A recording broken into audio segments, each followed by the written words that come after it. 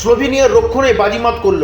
গুরুত্বপূর্ণ ম্যাচে স্লোভেনিয়ার প্রাচীরকে ভেদ করতে অসমর্থ ডেনমার্কের ফুটবলাররা। চলতি ইউরোকাপের 16 জুন মুখোমুখি হয়েছিলেন 2024 ইউরোকাপের হট ফেভারিট ডেনমার্ক ও স্লোভেনিয়া।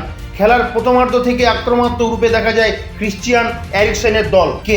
ঘন ঘন আক্রমণ করলো স্লোভেনিয়ার প্রাচীরকে ভেদ করতে অক্ষম হন ড্যানিশ ব্রিগেডরা। এদিন ম্যাচের 17 মিনিটের মাথায় গোল করে ডেনমার্ককে এগিয়ে দেন দলের নির্ভরযোগ্য খেলোয়াড় ক্রিশ্চিয়ান এরিকসেন। গোটা ম্যাচে স্লোভেনিয়ার রক্ষণের সাথে লড়াই করতে হয় ডেনমার্ক ফুটবলারদের।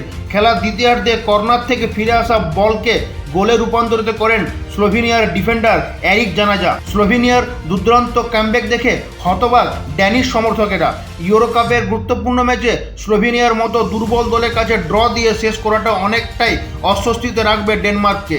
ফুটবল বিশেষজ্ঞরা কার্যত এই ড্রকে ডেনমার্কের হার বলে আখ্যা দিচ্ছেন, কারণ ডেনমার্কের পরবর্তী ম্যাচে কঠিন প্রতিপক্ষ ইংল্যান্ড।